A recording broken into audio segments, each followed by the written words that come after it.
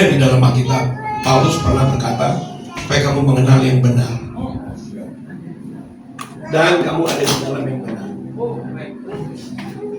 Dan mungkin ayat itu Bapak Ibu pernah baca, dan kita mau lihat hari ini, nanti media saya akan bukakan itu dalam surat Yohanes. Paulus berkata supaya kamu mengenal yang benar dan di dalam yang benar. Sudah dia ada ayatnya. Mengenal yang benar. Di foto saya taruh dulu di sini. Ada ayatnya. Mengenal yang benar dan di dalam yang benar. Ini penting. Kenapa Pak Paulus harus menulis di dalam buku 1 Yohanes? Karena ini harus dibukakan secara tepat. Jadi Paulus sudah jauh-jauh hari sudah berkata bahwa kamu harus mengenal yang benar dan kamu nantinya akan ada di dalam yang benar. Lalu baru dikatakan, nah ini dia. Akan tetapi kita tahu bahwa Yeshua, anak Allah itu Yeshua, telah datang dan telah mengaruniakan pengertian kepada kita supaya kita mengenal yang benar dan kita ada di dalam yang benar, yaitu di dalam anaknya Yeshua HaMasiah. Mungkin Bapak Ibu sudah pernah baca ini. Siapa yang sudah pernah baca ya ayat ini? Ada ya? Ini sekarang ini sedang harus digenapi. Yaitu orang harus betul-betul mengenal yang benar dan ada di dalam yang benar. Dari mana kita bisa tahu bahwa kita mengenal yang benar dan ada di dalam yang benar? Ternyata Bapak Ibu, sebagaimana Injil mula-mula diberitakan ya, di jemaat mula-mula di Kisah Para Rasul, itu adalah Injil yang orisinil, yang asli. Yang asli.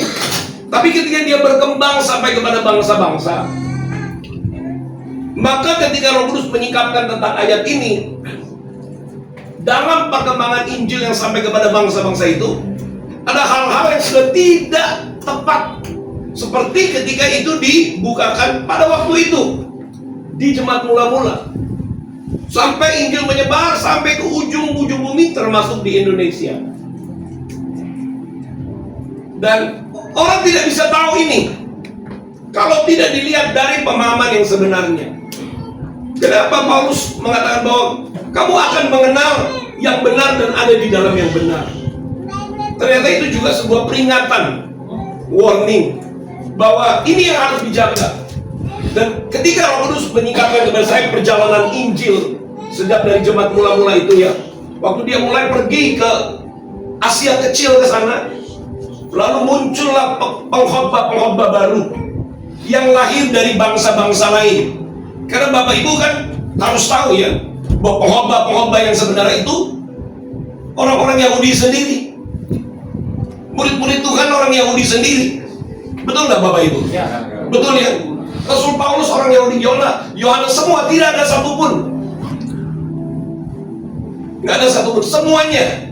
Dan pada waktu itu Bapak Ibu, seluruh kebenaran yang disampaikan ketika Paulus bergabung, Paulus kan belakangan bergabung ya. Yang tadinya namanya Saulus, betul ya. Dia bergabung. Kenapa Tuhan tarik Paulus untuk bergabung? Supaya murid-murid pekabar Injil di jemaat mula-mula itu mengajarnya dengan benar. Kalau Bapak Ibu nanti media tolong bukakan di surat Yesaya, dikata gini, carilah apa? Pengajaran dan kesaksian.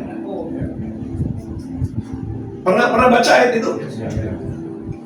Harus ada dua, pengajaran dan kesaksian. Ini akan beriringan bersama-sama.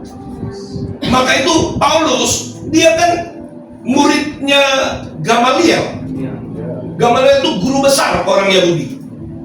Dia akan sebentar lagi dia akan ditabiskan menjadi salah satu imam di bait suci, meneruskan keimaman yang ada.